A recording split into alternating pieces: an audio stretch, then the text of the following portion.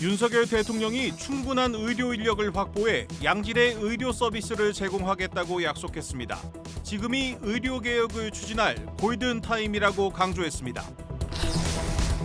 아파트를 20년 넘게 보유한 1주택자는 재건축 초과이익 부담금이 70% 줄어듭니다. 60세 이상은 주택을 처분할 때까지 부담금 납부를 유예할 수 있습니다. 국토부가 아파트 주차장 붕괴 사고를 낸 GS건설에 8개월 영업정지 처분을 내렸습니다. 서울시 행정처분까지 더하면 최장 10개월간 영업활동이 금지됩니다. 제롬 파월비 연준 의장이 4회 연속 기준금리를 동결하면서 3월 금리 인하 가능성을 일축했습니다. 시장에서는 5월 금리 인하를 예상하고 있습니다.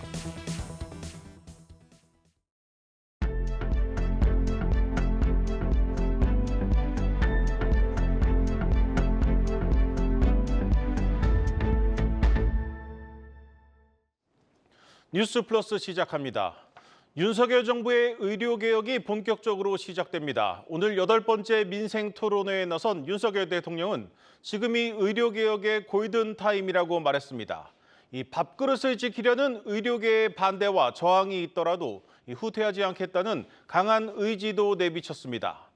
윤 대통령은 충분한 의료 인력 확보의 중요성을 강조했는데 당장 내년부터 의대 정원이 늘어날 것으로 보입니다. 첫 소식 임동진 기자입니다. 응급실 뺑뺑이, 소아과 오픈런 등 국민들이 제대로 된 의료 서비스를 받지 못하는 현실을 지적하며 민생 토론회를 시작한 윤석열 대통령. 윤 대통령은 지역 필수 의료 붕괴를 막기 위해 의료 개혁을 흔들림 없이 추진해 가겠다고 약속했습니다. 지금이 의료 개혁을 추진해 나갈 골든 타임입니다.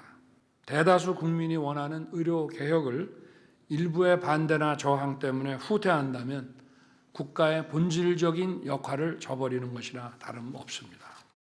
윤 대통령이 최우선 과제로 내세운 건 의료 인력 확충입니다. 급증하는 고령 인구와 보건산업 수요 대응을 위해 충분한 인적 자원이 필수라는 겁니다. 다만 의대 정원 확대의 구체적인 규모에 대해서는 언급하지 않았습니다. 윤 대통령은 의료계를 위한 보상책도 제시했습니다. 의료사고 발생 시 의료인들의 사법 리스크 부담을 줄이고 10조 원 이상을 투자해 필수 의료 수가를 높이는 등 공정한 보상 체계를 마련하겠다고 밝혔습니다. 윤 대통령은 의료개혁에 있어서 산업적 측면의 중요성도 강조했습니다. 의료산업과 디지털 헬스케어를 세계 최고 수준으로 끌어올릴 자신이 있다면서 글로벌 시장을 상정해 의료개혁을 추진해 나가야 한다고 당부했습니다. 한국경제TV 임동진입니다. 앞으로 재건축 아파트를 20년 이상 보유한 1주택자는 이 재건축 초과이익 부담금이 70% 줄어듭니다. 기존 재건축 부담금이 1억 원이었던 1주택자의 경우 이 부담금이 800만 원 수준으로 확 떨어지게 됩니다. 성나균 기자입니다. 이른바 세금 폭탄으로 불렸던 재건축 초과이익 환수법. 세금 부담을 덜어주는 개정안이 국회에서 통과된 데 이어 세부 조항까지 최종 확정됐습니다. 핵심은 재건축 아파트 한 채를 보유한 기간과 나이가 많을수록 내야 할 세금이 크게 줄어든다는 점입니다. 20년 이상 1세대 1주택을 유지한 재건축 조합원은 최대 70%까지 부담금을 감경받을 수 있습니다. 상속, 혼인으로 인해 보유 중이거나 재건축 사업 동안의 거주를 위한 주택, 3억 원 이하의 저가주택은 주택수에서 제외됩니다. 60세 이상이면서 1세대 1주택자인 조합원은 부담금 납부를 나중으로 미룰 수 있습니다. 초과 이익에서 제외되는 개발 비용의 인정 범위도 확대됐습니다. 일정 수준으로 공공기여를 하면 공시지가가 아닌 감정평가액으로 비용을 산정하는 식입니다. 신탁보수나 공공에 부담하는 수수료 등도 비용으로 인정받게 됩니다. 이런 모든 조건을 충족할 경우 당초 1억 1천만 원 수준의 부담금이 840만 원까지 줄어들 전망입니다. 다만 세금 부담이 줄었다고 재건축 사업이 활발하게 진행될지는 미지수라는 지적입니다. 일부 개선이 돼서 재건축 사업에 대한 그 속도를 낼 수 있다라는 것은 긍정적으로 볼 수 있어요. 하지만 재건축 사업이 활발하게 진행이 되기에는 주택시장의 회복이 우선시가 돼줘야 된다. 특히 강남 지역처럼 초과이익 환수 금액 자체가 높은 곳들은 감면 효과가 제한적이라는 분석도 나옵니다. 한국경제TV 성낙윤입니다. 50인 미만 사업장까지 중대재해처벌법을 적용하는 것을 2년 유예하는 법안이 1월 임시국회 마지막 날인 오늘에도 국회 문턱을 넘지 못했습니다. 이 대통령실이 입장을 바꿔서 그동안 민주당이 요구해온 이 산업안전보건청 설치까지 수용했지만 민주당은 또 거부했습니다. 이 현장에 나가 있는 취재기자 연결합니다. 전민정 기자, 자세한 내용 전해주시죠. 네, 50인 미만 사업장에 대한 중대재해처벌법 적용 2년 유예안을 둘러싼 여야 협상이 또다시 결렬됐습니다. 오늘 오전 국민의힘은 더불어민주당이 요구한 산업안전보건청을 산업안전지원보건청으로 바꿔 2년 뒤 설치하되 법 적용도 2년 더 늦추는 조건부 절충안을 제시했습니다. 그동안 대통령실을 포함한 정부 여당에서는 산안청 신설에 대해 부정적인 입장이었는데요. 하지만 지난달 27일 중대재해법이 확대 시행된 이후 50인 미만 영세사업장에서 사망사고가 잇따르면서 중소기업 현장의 혼란이 불가피해지자 야당 요구를 적극 검토한 겁니다. 이에 민주당이 오늘 오후 1월 임시국회 마지막 본회의에 앞서 의원총회를 열어 여당의 유예 중재안 수용 여부 논의에 들어가면서 본회의 처리 가능성에 관심이 쏠렸었는데요. 하지만 민주당은 찬반 토론 끝에 2년 유예안은 의미가 없다고 결론을 내리고 수용 거부로 입장을 정리했습니다. 의총우 홍익표 민주당 원내대표는 산업 현장에서 노동자의 생명 안전이 더 우선한다는 기본 가치에 충실하기로 했다며 정부 여당 제안을 거부하기로 했다고 말했습니다. 민주당 거부로 유예안의 본회의 처리가 불발되면서 산업안전보건법 상으로만 1,200개가 넘는 조항을 지켜야 했던 83만 7천 곳의 중소기업 영세사업장들은 또다시 깊은 시름에 빠지게 됐습니다. 대다수의 영세사업장은 안전보건관리 체계가 구축되지 않아 중대재해가 발생하면 사업주가 구속될 가능성이 높기 때문에 줄폐업이 우려되는 상황입니다. 실제 중대재해법 확대 첫 적용 사례였던 부산 폐알루미늄 수거처리 업체는 대표도 작업복을 입고 일할 정도의 영세업체로 안전교육도 했지만 법을 제대로 지키기 어려웠던 것으로 전해졌습니다. 민주당은 추후 여당과의 재협상 여지에 대해선 상황의 변화가 없다면 어떤 논의도 이루어지지 않을 것이라고 밝혔는데요. 윤재옥 국민의힘 원내대표도 지금으로선 소수 여당으로서 입법적 조치를 통한 문제 해결은 어려워 보인다며 정부와 함께 사고가 나지 않는 조치와 법적 처벌에 대한 두려움을 조금이라도 줄일 방안을 마련하겠다고 말했습니다. 지금까지 국회에서 전해드렸습니다. 정부가 인천 검단 아파트 주차장 붕괴 사고를 낸 GS건설에 영업정지 8개월이라는 철퇴를 내렸습니다. 여기에 서울시의 추가 처분까지 더하면 GS건설은 1년 가까이 새로운 사업을 할 수 없게 됩니다. 이 GS건설은 정부를 상대로 법적 대응에 나서기로 했습니다. 일단 소송을 걸고 시간을 벌겠다는 겁니다.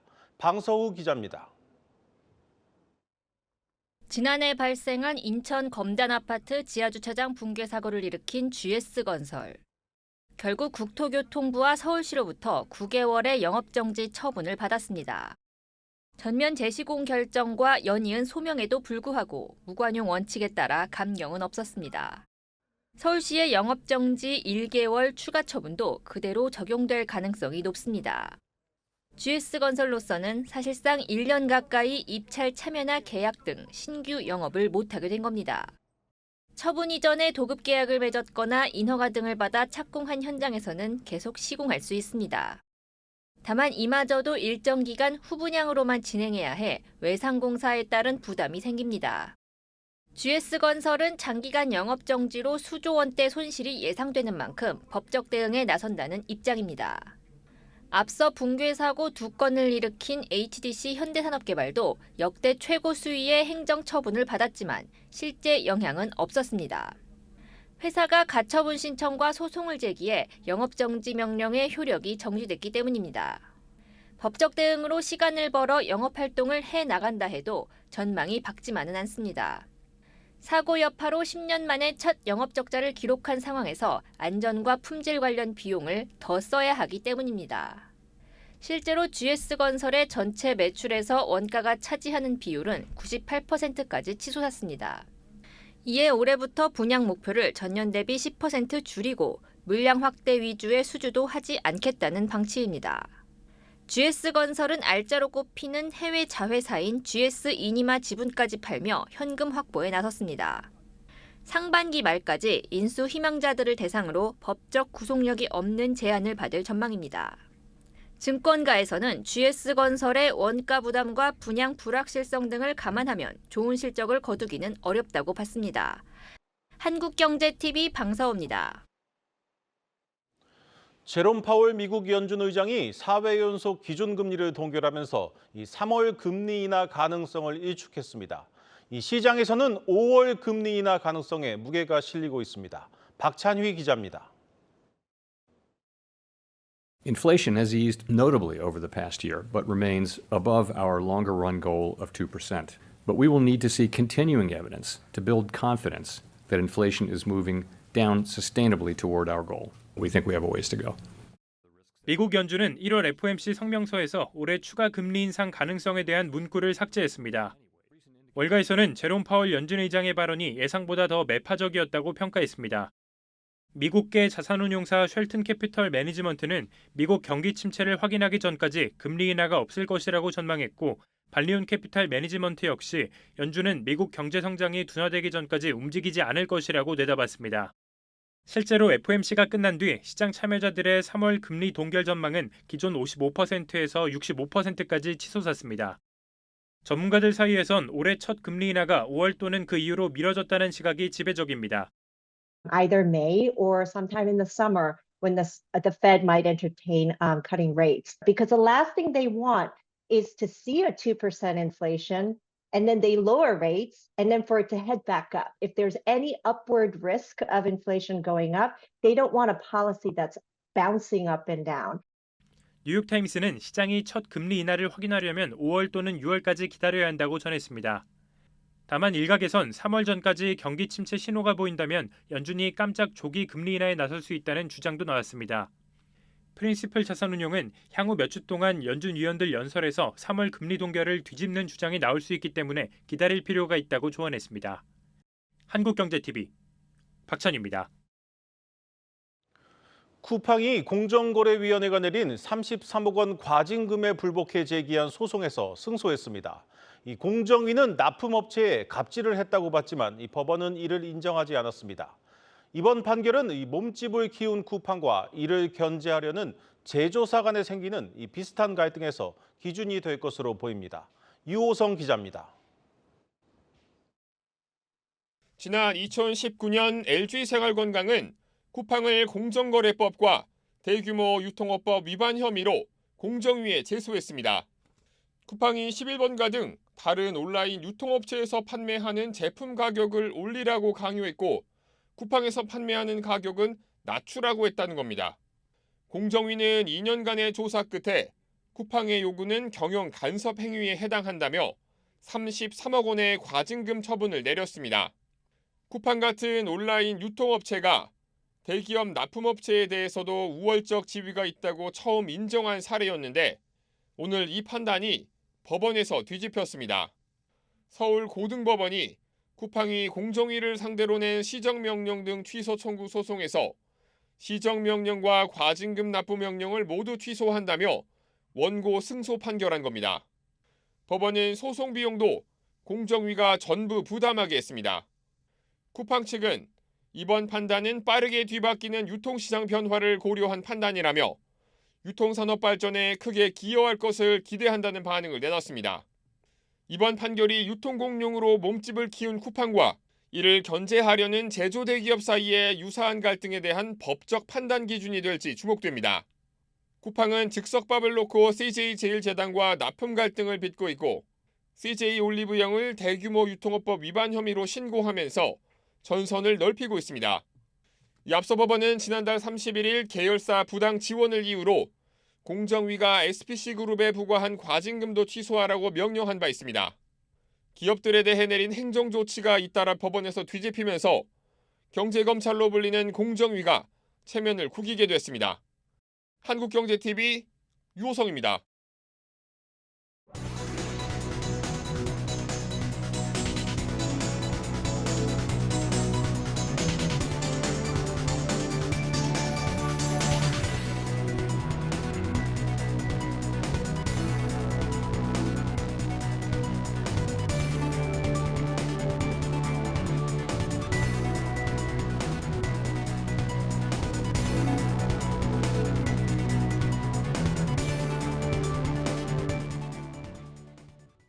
마켓플러스입니다. 정부가 연일 증시 부양 의제를 불태우고 있죠. 오늘은 최상목 경제부총리까지 나서서 주주가치 제고, 시장 질서 확립, 수요 확충 등 3가지를 코리아 디스카운트 해법으로 내놨습니다. 2월 안에 구체적인 기업 밸류업 프로그램을 발표할 계획인데요. 증시는 무더기 신고가로 화답했습니다. 절반이 KB금융과 삼성생명, 메리츠금융지주 등 금융업종이었는데 코스피 상승분의 3분의 1을 금융업이 해냈습니다. 기대 이상의 주주 환원책을 발표한 하나금융지주 역시 9% 급등했습니다. 어제 자사주 3천억 원을 매입해 소각하겠다고 공시했는데 지난해 2배가 넘는 금액이어서 주가 상승 기대감이 커지는 모양새입니다. 일각에서는 금융주를 향한 쏠림 현상에 대한 부작용을 걱정하는 목소리도 나옵니다. 실제로 기관은 오늘 코스닥은 팔고 코스피는 사들였는데 금융주 순매수액이 전체 코스피 매수 금액의 배에 달합니다. 정부가 내놓을 증시 밸류업 프로그램이 시장 기대에 미치지 못하면 단기 급등으로 끝날 가능성이 크다는 분석이 나옵니다. 기관의 매수 공세는 지주사로도 이어졌는데요. SK, 삼성물산, LG 등이 순매수 상위 종목에 올랐습니다. 지주사 19은 PBR이 1에 못 미치는 점이 투심에 불을 지핀 것으로 파악됩니다. 증권업계는 지주사들이 주식 저평가 문제를 해결하기 위해 활발한 자사주 매입에 나설 거라고 예상합니다. 자회사들을 거느리고 있는 지주사 특성상 자사주 매입이 최대 주주의 지배력 확대에도 도움이 된다는 논리죠.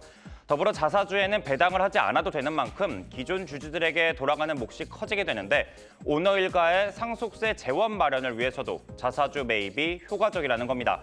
실제로 LG그룹이 신탁 계약을 통해 연내 5천억 원, SK스퀘어 역시 3월 말까지 2천억 원의 자사주 매입을 진행 중입니다. 주주에게도 오너에게도 이득이 될 거란 계산인데 이는 지주사 급등으로 이어졌습니다. 시총 상위 종목에는 삼성물산과 SK가 7% 넘게 올랐고요. 코스피 200에 포함된 종목 가운데에선 대웅과 한화, 한국앤컴퍼니 등이 최고 10% 넘게 상승하며 거래를 마쳤습니다. 자동차주를 향한 관심도 높은 하루였습니다. 현대차가 7% 가까이 올랐고 기아 역시 3% 상승하며 거래를 마쳤습니다. 급등한 현대차는 어제 기아에게 역전당한 시가총액 6위 자리를 다시 뒤집었습니다. 자동차 부품주도 강세였는데요. 코스닥의 성우하이텍이 대표적입니다. 성우하이텍은 현대와 기아, 한국GM과 거래하는 자동차 부품 생산 기업인데요. 13% 오르면서 코스닥 150 종목 가운데 최고 상승률을 기록했습니다. 주가 상승은 개인과 기관의 쌍끌이 덕분으로 풀이됩니다. 산업부에 따르면 2024년 1월 자동차 수출이 지난해 같은 기간보다 25% 늘어간 것으로 확인되는데요. 글로벌 전기차 수요가 쪼그라들면서 시장 상황이 나빠졌지만 우리 수출 정선에는 이상이 없다는 게 수치로 확인된 겁니다. 자동차 주가뿐 아니라 관련 부품주의 추이 역시 지켜보시는 게 좋겠습니다. 마켓플러스였습니다.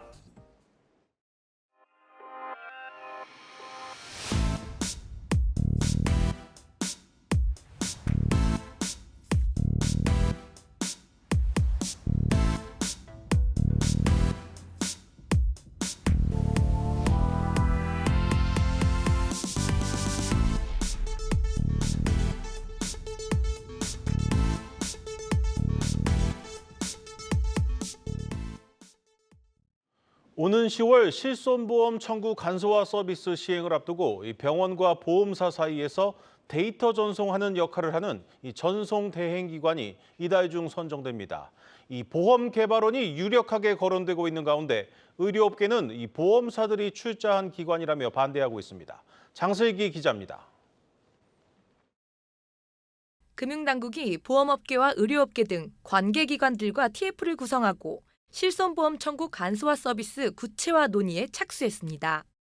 법안 통과에 따라 당장 오는 10월부터 서비스가 시행될 예정인 만큼 데이터 전송을 맡아줄 전송 대행기관 선정을 이달 중 마무리할 예정입니다.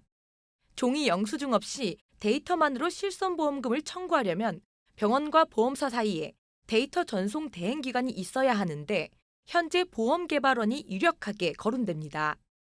보험개발원은 보험 요율과 관련 통계를 담당하는 기관으로 이미 수십억 건의 보험 데이터를 다룬 경험이 있습니다.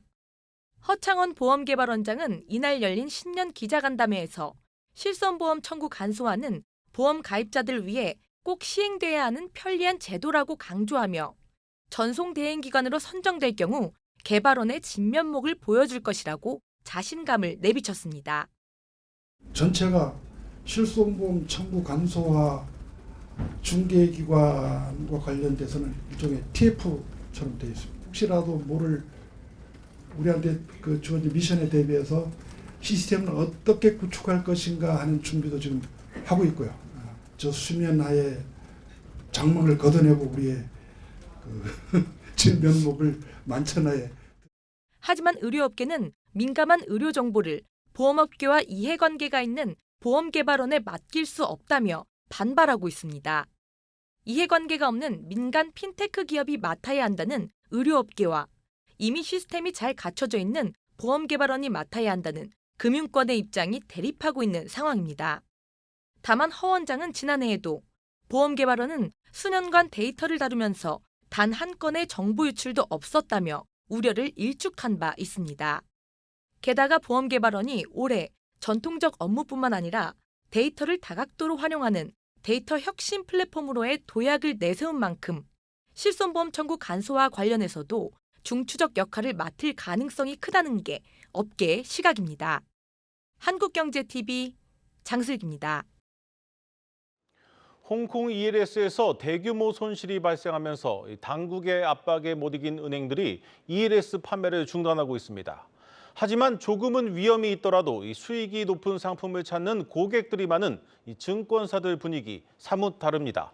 김대현 기자가 취재했습니다. 홍콩 H지수 ELS의 원금 손실이 눈덩이처럼 불어나면서 은행들이 앞다퉈 판매 중단을 선언하고 있지만 증권사는 침묵을 지키고 있습니다. 중위험 중수익 상품을 추구하는 투자자들의 발길이 끊이지 않는 만큼 ELS 발행 자체를 포기할 수 없다는 입장입니다. 특히 증권사들은 안정적인 수익을 추구하는 고객들에게 ELS 상품을 권유한 은행과는 입장이 다르다며 선을 그었습니다. 하지만 올 상반기에만 ELS 손실액이 5에서 6조 원에 달할 것이라는 분석이 나오는 가운데 이미 일부 증권사들의 ELS 상품 손실률도 50%를 넘어선 것으로 나타났습니다. 한국경제TV 취재 결과 홍콩 H지수 ELS 원금 손실 우려가 본격화한 지난해 4분기부터 현재까지 국내 대형 증권사들은 ELS를 100에서 200건가량 출시한 것으로 파악됐습니다. 그중 NH투자증권은 리스크 관리를 위해 홍콩 H지수와 연계된 ELS 상품을 전혀 발행하지 않은 반면 하이투자증권은 고객들의 수요에 대응하기 위해 매주 한 번씩 꾸준히 공모 중이라고 설명했습니다. 한 증권업계 관계자도 지금 H지수가 역사적 저점이라고 평가받고 있어 향후 높은 수익률을 기대할 수 있다며 상품을 설계할 때 H지수 유무에 따라 쿠폰 수익률의 차이가 크다고 밝혔습니다. 다만 증권사들도 금융당국의 칼끝을 온전히 피해간 것은 아닙니다. 국내 주요 증권사의 전체 ELS 발행 금액이 2달 만에 1조 원이 감소했기 때문입니다. 위험 성향에 따라서 투자하는 건 자유롭게 해야 된다고 생각하고요. 지나친 과장 광고라든가 투자자들을 좀 안심시키는 정보라든가 리스크에 대한 고지를 정확하게 하지 않는 거에 대해서는 좀 제재 또는 단속이 돼야 되지 않을까 생각됩니다. 금융당국이 ELS 등 파생 상품에 대한 판매 절차를 손질하겠다고 나선 가운데 증권사들은 투자자 수요가 있는 만큼 위험 대비 수익을 추구하는 고객의 니즈에 맞는 상품으로 대응한다는 입장입니다. 한국경제TV 김대현입니다.